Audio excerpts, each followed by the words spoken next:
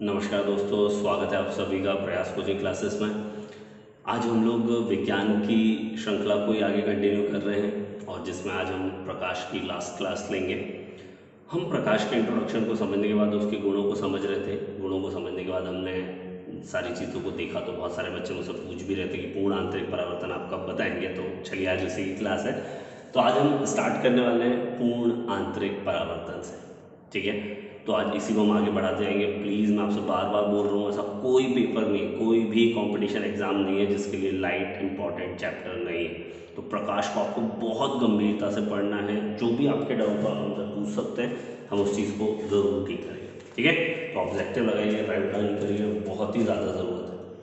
तो हम लोग प्रवेश कर रहे हैं पूर्ण आंतरिक परावर्तन क्या होता है या टोटल इंटरनल रिफ्लेक्शन क्या होता है। नाम से ही स्पष्ट है, यहाँ पे क्या हो रहा है, परावर्तन। ठीक है, ये एक विशेष घटना है जो सामान्यतः नहीं होती, इसके लिए कुछ विशेष शर्तें होती हैं। और उससे भी बड़ी चीज़ क्या है, आंतरिक होता कहाँ है, अंदर ही है। और मेन चीज़ क्या है, पूर्ण टोटल आंतरिक परावर्तन। ठीक है, टोटल इंटरनल रिफ्लेक्शन। तो आपको ये ध्यान रखना है कि कैसे होगा, क्योंकि परिभाषा पढ़ते समय जो परिभाषा जैसे पहले आप बार बार बात करेंगे, आपको जो शर्तें दिखेंगी कि हमेशा ऐसा होना चाहिए कि प्रकाश किरण सघन माध्यम से विरल माध्यम में जाएगी। और हमने कल ही सीखा कि जब भी प्रकाश किरण सघन माध्यम से विरल माध्यम में जाती है तो वो अपने अभिलंब से दूर हट जाती है। लेकिन यहाँ पर अपवर्तन होगा ही नहीं, तभी वो कंडीशन क्या कहलाएगी, पूर्ण आंतरिक परावर्तन। और पहली बात तो समझ में आया कि हमेशा कांच से वायु में प्रवेश करेगा। जब आप हीरे को देखेंगे तो हीरे में जब प्रकाश तरंग प्रवेश करती है तब उसमें अपवर्तन होता है। लेकिन ये कंडीशन है जब प्रकाश हीरे से बाहर निकलता है तब क्या होता है। ठीक है, सॉरी। फिर हम आगे बढ़ते हैं, हम देखते हैं कि दूसरी कंडीशन क्या है कि आपतन कोण का मान क्रांतिक कोण से हमेशा क्या होना चाहिए, अधिक होना चाहिए। सबसे पहले तो आपको क्रांतिक कोण पता होना चाहिए, इसलिए मैं आपको क्रांतिक कोण की डेफिनेशन भी बताने की। जनरली कल हमने देखा था कि आपतन कोण हुआ और आई आर आ गया था, रिफ्लेक्शन अपना अपवर्तन कोण आ गया था।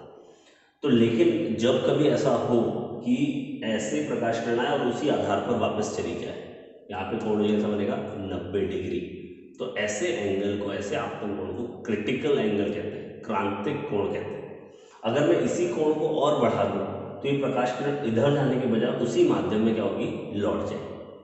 इसे हमने पूर्ण आंतरिक परावर्तन कहा। इसे उल्टा करके देखिए, क्योंकि हमारी पहली कंडीशन थी कि कांच से सघन माध्यम से वायु विरल माध्यम में प्रकाश तरंग का जाना है।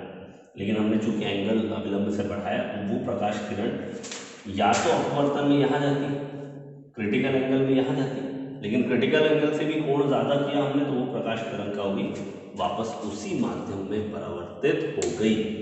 और इसे ही कहा जाता है पूर्ण आंतरिक परावर्तन। ठीक है, तो ये आपको समझना है। यहाँ पर मैंने आपको हाईलाइट भी कर दिया है कि इसमें अपवर्तन ना होकर क्या होता है, परावर्तन होता है। इस बात का आपको विशेष ध्यान रखना है। अब हम बात करते हैं कि दैनिक जीवन में हमारे लिए कितना इंपॉर्टेंट रखता है पूर्ण आंतरिक परावर्तन। कहाँ कहाँ आप उसके उदाहरण देखते हैं, तो आप 2 से 3 एग्जाम्पल आप हमेशा देखते रहते हैं, लेकिन हमने आपके लिए सारे एग्जाम्पल जो भी आपके कॉम्पिटिशन एग्जाम्स में आते हैं, हमने सारे एग्जाम्पल्स को यहाँ पे पुटअप कर दिया। इससे ज़्यादा आप एग्जाम्पल देख भी नहीं पाएंगे, तो प्लीज़ माइंड में याद रखिए, आपको थोड़ा सा ध्यान रखना है। सबसे पहला है हीरे का चमकना। सबसे कॉमन एग्जांपल है, हीरे में प्रकाश तरंग प्रवेश करती है, अपवर्तन जरूर होगा, लेकिन जब प्रकाश किरण वहां हीरे से बाहर निकलने का प्रयास करती है तो उसका टोटल इंटरनल रिफ्लेक्शन होने के कारण वहीं वहीं परावर्तित होती है। ठीक है, दूसरा मृग मरीचिका मिराज। इनको मैं सामान्य शब्दों में कहना चाहूँ तो जब भी आप रेगिस्तान में जाते हैं तो आपको पानी का भ्रम हो जाता है। आप रेगिस्तान छोड़ो, गर्मी का समय आ रहा है, जब आप ऊंचाई ऐसे सड़क पे जाते हैं, जब कभी भी आप देखेंगे, जैसे हम लोग जेल बिल्डिंग के चढ़ाव चढ़ते हैं हमारे यहाँ पे, तो हम देखते हैं कि जैसे हम ऊपर की तरफ जाते हैं तो हमें ऐसा लगता है रोड में हल्का सा पानी है, तो चलाते चलाते हम अपने आप अपनी स्पीड थोड़ी सी कम कर लेते हैं। लेकिन जब वहाँ पहुँचते हैं तो हमें कुछ भी नहीं दिखता, ड्राई रोड दिखती पूरी। तो ये क्या है, पानी का हल्का सा भ्रम होना या चमकना, वो क्या कहलाता है, विरास कहलाता है। आप ऐसे ही ठंडे प्रदेशों में भी देखेंगे जहाँ जहाज उल्टा दिखाई देता है, तो उसे ठंडे प्रदेशों की मरीचिका कहा जाता है। वो दोनों ही उदाहरण हमने एक ही में मर्ज किया हुआ है। दूसरा, पानी में डूबी हुई टेस्ट ट्यूब परखनली का चमकना। जब भी आपने लैब में काम किया होगा तो आपने देखा होगा कि पानी के अंदर पड़ी हुई टेस्ट ट्यूब क्या होती है, चमकती है। नेक्स्ट, 2 बहुत ही बड़े इंस्ट्रूमेंट हमारे बहुत ज़्यादा काम आने वाले, प्रकाशिक तंतु, ऑप्टिकल फाइबर। आपने पूरे बड़े बड़े महानगरों में देखा होगा, सड़कें खुदी रहती, बड़े बड़े वायर्स डालते हैं, सिग्नल्स को एक स्थान से बहुत दूसरे स्थान तक स्पीडली भेजने के लिए हम लोग प्रकाशिक तंतु का यूज करते हैं। और प्रकाशिक तंतु पूर्ण आंतरिक परावर्तन के सिद्धांत पर कार्य करने वाली एक युक्ति है। एंडोस्कोप, सभी लोगों ने जब भी कभी आपको पेट में कोई प्रॉब्लम हुई होगी तो डॉक्टर ने एक बड़ी सी नली और एक इंस्ट्रूमेंट डाल के अंदर आपके हाथों और इन सब में अल्सर और इन सब चीज़ों का चेकिंग की होगी, तो वो क्या है, एंडोस्कोप क्या था। और एंडोस्कोप में भी इसी सिद्धांत का प्रयोग करके प्रकाश पहुंचाया जाता है। नेक्स्ट, इसी पूर्णांतरिक परावर्तन में आप देखेंगे कि जब भी आप पानी के अंदर देखते हैं तो पानी के अंदर बुलबुले का चमकना, वो क्या है, पूर्णांतरिक परावर्तन। वहीं के बुलबुले जब आप डूबते हैं, नहाते हैं, तब आपने यूज़ किया होगा, देखा होगा नदी में।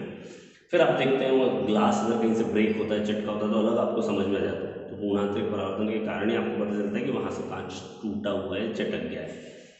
लास्ट हमारा, आप इसी तरह से जब आप देखेंगे कि कालिक से पुता हुआ गोला चमकता है, आप ध्यान के ब्लैक बॉडी जो होती है वो एकदम से शाइन करती है, आपको ऐसा लगता है पूरी कालिक से पुता हुआ गोला क्या होता है, शाइन करता है। उसका मेन रीज़न क्या है, पूर्ण आंतरिक परावर्तन। उसको राइट डाउन करिए, बहुत ज़्यादा ज़रूरी है। अब हम बात करते हैं प्रकाश के प्रकीर्णन की। हमारा अगला गुण है स्कैटरिंग ऑफ लाइट। कि प्रकीर्णन क्या होता है, बहुत ही ज़्यादा प्रयोग में आता है हमारे दैनिक जीवन में, इसलिए आपको समझना भी बहुत जरूरी, बहुत आसान भी। पारिभाषिक तौर पे थोड़ा सा आपको मुश्किल लग सकता है कि प्रकाश का किसी भी माध्यम में सूक्ष्म अवरोधों, मैंने धूल के कण समझाने के लिए रखा है, इसके अलावा भी कुछ हो सकते हैं, सूक्ष्म अवरोधों से टकराकर विभिन्न माध्यमों में, ये विभिन्न दिशाओं में बिखर जाना। मैंने इसके लिए विभिन्न दिशाओं में प्रसारित होना लिखा हुआ परिभाषा के तौर पर, लेकिन सही शब्द क्या है, फैलना या बिखरना। तो ये क्या इंगित करता है, प्रकीर्णन, कि धूल के कणों से प्रकाश के किरणों का आपस में फैल जाना पूरी तरह से, वो क्या कहलाता है, प्रकीर्णन कहलाता है। ठीक है, आप इसे एक शब्द में याद रखें, क्या, फैलना। सीधे सीधे आपसे डायरेक्ट क्वेश्चन कैसे आएंगे अब परीक्षाओं में, 3 लाइन आपके लिए बहुत ज़्यादा इंपॉर्टेंट, कि प्रकाश किस पर निर्भर करता है निम्न में से। तो 4 ऑप्शन दिया रहेगा, आवृत्ति, तरंगदैर्घ्य, माध्यम, कुछ भी, तो आपको क्या लगाना है, तरंगदैर्घ्य। कि तरंगदैर्घ्य पर बहुत ज़्यादा निर्भर करता है। अब तरंगदैर्घ्य पर कैसे निर्भर करता है, तो जिस प्रकाश की तरंगदैर्घ्य जितनी ज़्यादा होगी, उल्टा उतना ही न्यूनतम क्या होगा, प्रकीर्णन। और आप सभी को पता है कि तरंगदैर्घ्य सर्वाधिक किस रंग की है, लाल रंग की। हमारे श्वेत प्रकाश को जब 7 रंगों में विभक्त किया जाता है तो लाल रंग हमें प्राप्त होता है, लाल रंग की तरंगदैर्घ्य ज़्यादा, इसलिए उसका प्रकीर्णन क्या है, न्यूनतम। इस सिद्धांत को याद रखिएगा क्योंकि ये हमारा बेसिक आपको अगले एग्जाम्पल्स में काम आएगा। और इस तरह से जिसकी तरंगदैर्घ्य न्यूनतम, उसका प्रकीर्णन सबसे ज़्यादा, मतलब बैगनी। तो बैगनी रंग का प्रकीर्णन क्या होता है, सर्वाधिक। आपसे डायरेक्ट भी पूछ सकते हैं कि किस रंग का प्रकीर्णन सर्वाधिक, किस रंग का प्रकीर्णन न्यूनतम, तो ये आपको ध्यान रखना। अब जब हम बात करते हैं उदाहरणों की परीक्षा में आने वाले, तो वो भी आप देखिए, आकाश का नीला दिखाई देना, मैं आपको यहाँ पर दिखाऊंगा सर्वाधिक का, न्यूनतम का और जीरो प्रकीर्णन का, तीनों एग्जाम्पल हम देखेंगे। तो सर्वाधिक प्रकीर्णन में आप देखते हैं कि आकाश का नीला दिखाई देना, इस यहाँ पे हमने लिखा है समुद्र का नीला दिखाई देना। तो ये दोनों ही क्या दिखा रहा है कि बैगनी रंग का प्रकीर्णन सर्वाधिक होता है। इसलिए जब समुद्र को हम देखते हैं, बड़ी विशाल जल राशि है, आसमान को देखते हैं, विशाल आसमान है, वायुमंडल की उपस्थिति के कारण बहुत सारे धूल के कणों से प्रकाश प्रकीर्णित होता है और क्या हो जाता है, नीला दिखाई देता है। इसी तरह से सूर्योदय या सूर्यास्त के समय जब आप सूरज को देखते हैं तो हमें लाल दिखाई देता है, ये आपके न्यूनतम प्रकीर्णन को दर्शाता है।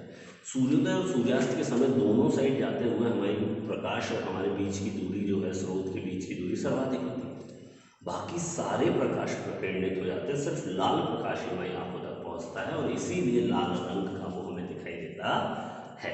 ठीक है, फिर हम बात करते हैं आगे, हमने देख लिया सर्वाधिक प्रकीर्णन और न्यूनतम प्रकीर्णन। लेकिन अगर प्रकीर्णन ना हो तब, तो उसके लिए हमने देखा कि दिन के समय या दोपहर में या जब सिर के ऊपर जब सूरज रहता है, ये कंडीशन आपको दी जाती है परीक्षा में, तब सूरज श्वेत क्यों दिखाई देता है, तो ये इसलिए दिखाई देता है क्योंकि तब सूर्य का प्रकाश स्रोत के बीच की दूरी न्यूनतम होती है। जहाँ भी सर्वाधिक में लाल दिख रहा था, तो न्यूनतम होती है, तो किसी भी रंग का प्रकीर्णन नहीं होता है और श्वेत प्रकाश हमारी आंखों तक दिख पड़ता है।